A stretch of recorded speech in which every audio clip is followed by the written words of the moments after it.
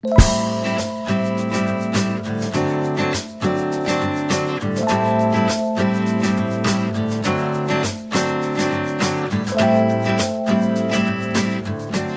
is yours. Oh, feels good, let me tell you. I forgot to mention, I'm going Yes. to be setting a timer, and I'll sit over there at Okay. 1 o'clock. So you've got 7 minutes.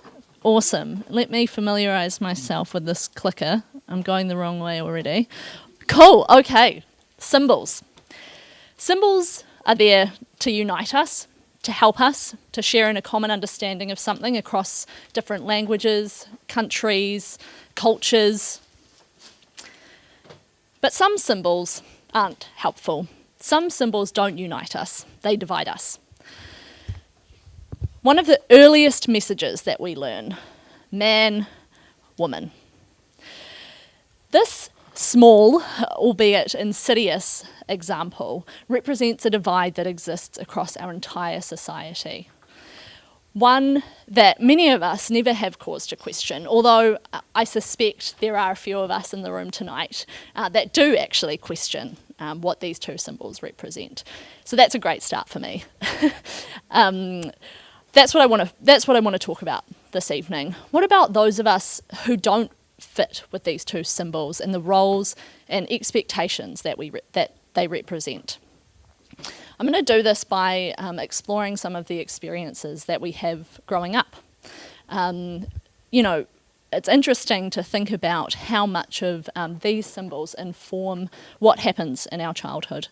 I want to acknowledge, first of all, that I'm going to be doing this through my own Western worldview, and that this will be very different for people from different cultures, and also that actually Western gender norms have and continue to harm people of colour. So, growing up, first you learn that there's 2 bathrooms for men and women, outside of the home, that is. Another really big part of growing up is learning about how you want to present yourself and express yourself. What kind of hairstyle do you have? What kind of haircut do you have? Do you paint your nails? Do you wear jewellery? Do you like wearing skirts or dresses? What kind of colours do you like? And of course, the swift criticism and confusion of your peers when you stray from what's expected of you because of your gender. Whenever I think about this, there's a story that comes to mind of a relative of mine. He loved wearing dresses as a child. Throughout kindergarten, he wore dresses almost religiously, and it absolutely wasn't a thing. By the time that he got to primary school, he'd kind of realised that it wasn't okay to wear dresses outside of the home, and he still loved doing it, but those photo shoots happened at home. By the time he was a teenager, he was furious whenever anyone brought up this phase of his. He went on a rampage, ripping up every single photograph that existed of that time. And I think that, for me, this story just highlights how harmful the gender binary is for men, how impossible it is to be vulnerable and intimate, to push against what those really strict expectations are of what it means to be a man. And I think often prohibits as well the ability to have meaningful and intimate relationships, both romantic ones and also just friendships. Which brings me to the last point that I just want to touch on quickly, and that's around sexuality, one that's really close to my heart. It's really interesting to me to think about the way that we are groomed to think about our sexuality and that we're talked to about our sexuality when we're growing up.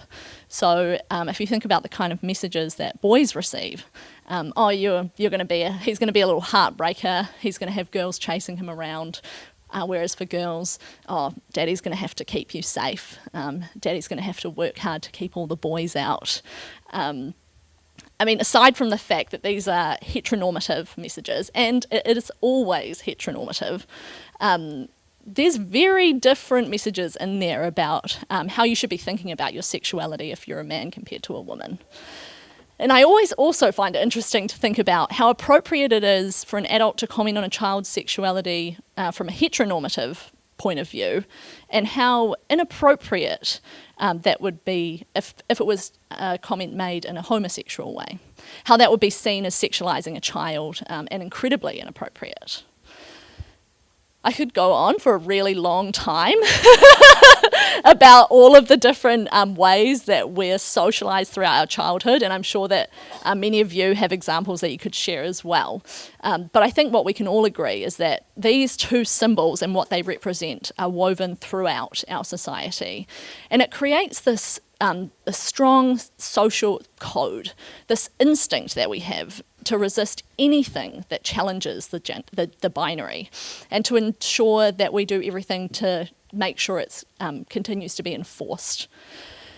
And for me, it always comes back to bathrooms. When we have our own cubicles, which we almost always do here in New Zealand, how is going to the toilet next to one stranger any different to going to the toilet next to another stranger, regardless of their gender? How fascinating is it to think that if you saw a woman going into a men's bathroom or vice versa, you'd probably feel really concerned. You might even say something. You'd definitely look. I know I would look, and I claim to be enlightened about all of this carry-on.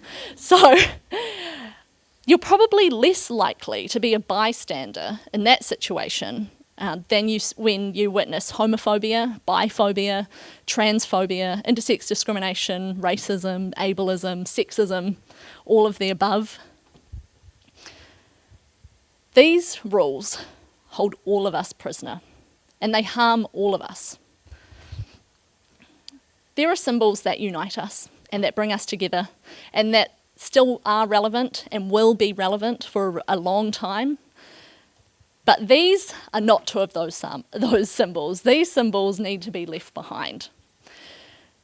For queer and gender diverse and intersex young people growing up in Aotearoa, we've had to forget and unlearn everything that these two symbols represent just to accept who we are.